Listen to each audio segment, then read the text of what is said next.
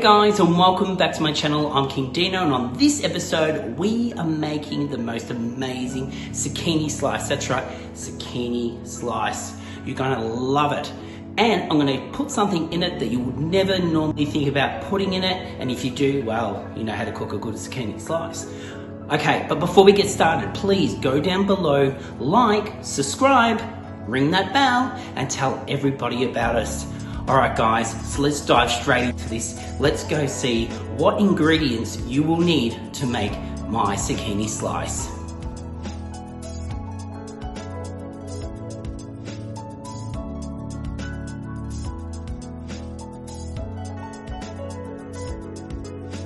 Two most important ingredients in this recipe obviously is your zucchini and your sago biscuits. That's right.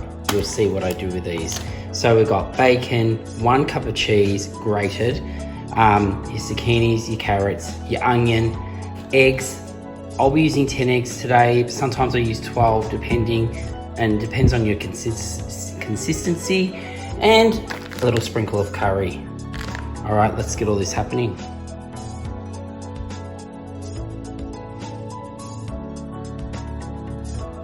So the sago biscuits are probably the secret to my recipe. Rather than using flour in most traditional zucchini slice recipes, they use self-raising flour. I am using these.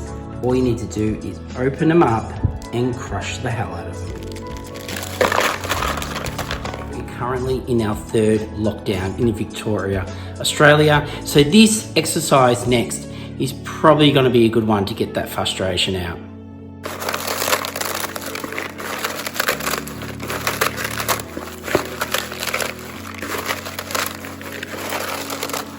This might take a while. And there we have it. So don't be scared if you've got little bits like this in it. It just makes it nice and chunky at the end. So just try to get as much as you can squashed up and crushed up, whatever you want to call it. But that's the consistency I like it to be like. All right, let's move on to grating. So all we need to do with the zucchinis is just chop off your little end and pretty much just grate away, and then pop it in with your sago biscuit crumbs.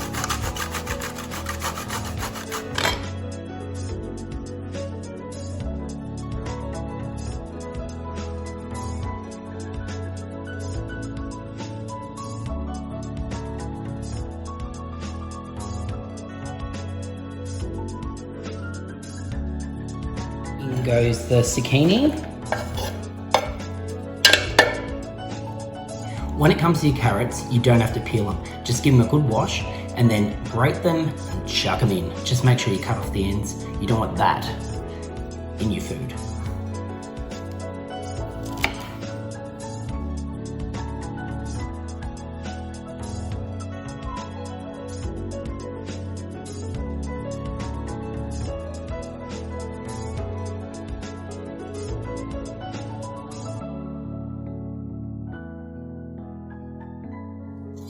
All right, then in with our carrot. Look at the color in this. It's starting to look really colorful. Nice. All right, now let's get to the grated cheese next. So we're just using simple tasty cheese. We're just gonna grate this and pop it in. And in goes the cheese.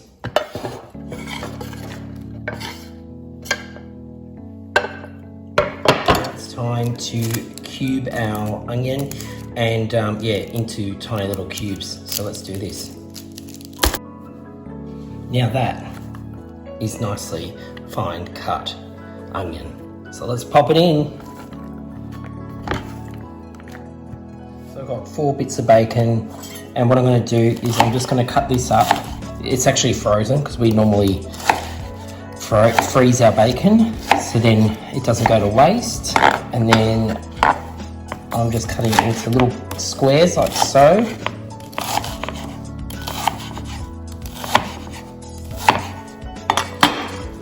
approximately about that big. There we go. And then we're just gonna, I'm gonna fry this up for like literally 2 minutes just to get it all soft and cooked a little bit. And then I'm gonna throw it in.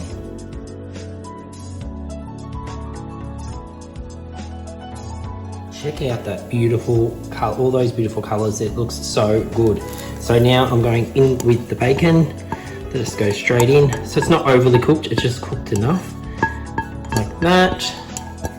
Get it all in there. And now it's time for eggs. Woo! Now we're going to move on to eggs. Now remember, try to use free range or anything better. Now for the vegetarians out there, if you don't add the bacon, obviously it becomes a vegetarian dish. You don't need the bacon in it. You can just add extra salt. But I'm sorry out there for all the vegetarians, I do like my bacon in this recipe. So yeah, get your eggs. We're gonna crack them all open now, but do not make the mistake of cracking your eggs into the mixture. Everything I've been doing so far, I've been throwing the ingredients into the bowl, but with the eggs, do it in a separate bowl. That's what I've got here, because I tell you, you will regret it if you have to try to pick out eggshells out of that mixture of veggies and cheese and bacon, trust me. All right, well, let's get these eggs happening. Oof.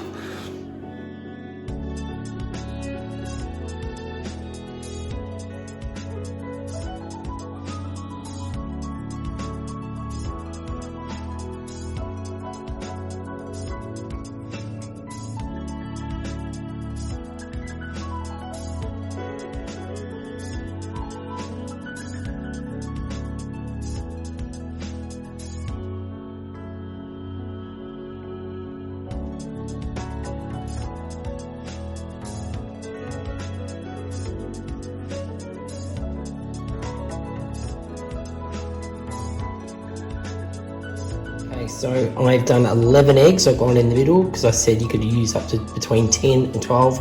I've gone 11. So I'm just going to pour that in now. That's it. Just pour it in, and we are pretty much done with the main parts of the ingredients. Now we just need to add all our bits and pieces of herbs and spices and all the rest. So let's go through those now. Okay, now depending on how much you like curry, I like a lot of it. So I'm going to put 2 nice big spoonfuls in, or 1.5 I'd say, and that's enough curry. If you want to put less, you can put less. If you want to put more, go for your life. Then I'm going in with some good old pepper. So I like to use some cracked pepper. So go crazy on this if you want, up to you how much pepper you want. But I like my pepper. Now, salt, I'm not going to add salt because it's got the bacon in it, but if you're doing the vegetarian version of this, use salt because you need it. And last, when it comes to the herbs and spices, we just want to use this mixed herbs. You can use the Italian herbs as well if you've got them. So I like just to pour that in, about that much, and we are done. So there you have it, that's all our ingredients. Now I'm going to start to mix that through and get it all mixed up. And then at the end of this, if it's still looking like it needs a bit more liquid, all you have to do is add a bit of milk. All right, so that should help it, because it depends on, sometimes it's a bit too dry, or sometimes it might be, if it's too wet, well, then you add a bit of flour. But at the moment, it's looking good, so we'll see how it ends up. I only had to add the tiniest bit of milk, and now I've got this at the right consistency that I want it. I want it to be nice and sticky. And now that is finished. I wish you could smell it because it smells absolutely beautiful. All right, now we're going to get this into a tray. All right, so this is a tray I'm using. It's as you can see, that deep. I've got a mixture there. I'm going to spray it just with some olive oil spray. So just give it a quick spray, and I'll need to spray the sides. But what I was going to say is, if you've got a muffin tray, you can do it in a muffin tray. Just give it a good spray, and they're fantastic for if you want them for lunches. You can take them to work, you can freeze them. So great way to cook them as well. They turn out fantastic in a muffin tray. But because we're having this for dinner, we'll probably have next few nights, I'm just going to do the zucchini slice. So I'm going to pop it in here. All right, let me spray this properly and get that mixture inside. Okay, in goes the mixture. And all you need to do is evenly spread it out.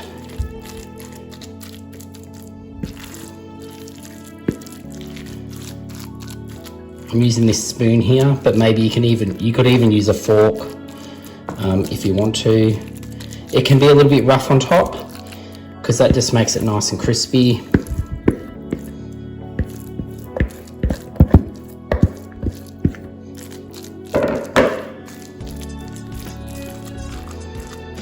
And you can hear that sound, it's nice and juicy. And then it's just a matter of trying to get it all nice and even. Alright guys, wow. Now it's time to turn the oven on at 180 degrees.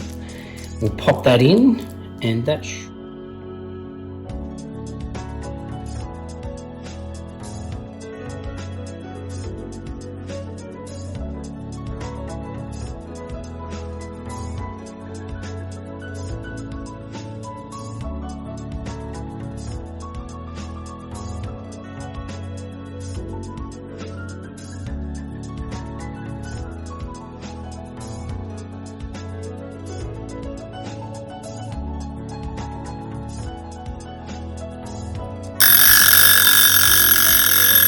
so it's ready, and check that out. That looks amazing. Let me get it out and let's have a look. You can still hear it sizzling. It's nice and firm. And it is looking absolutely perfect. Just the way you want it. All right, let's slice it up and enjoy. So there you go, that there is my zucchini slice made from sago biscuits. Hope you have enjoyed this episode, and again, stay tuned for plenty more adventures. Hopefully soon we'll be back on the road doing van life, so you can follow along and enjoy. All right guys, whatever you're doing today, have fun, and we'll see you on the next episode. I'm gonna go eat these. Yum.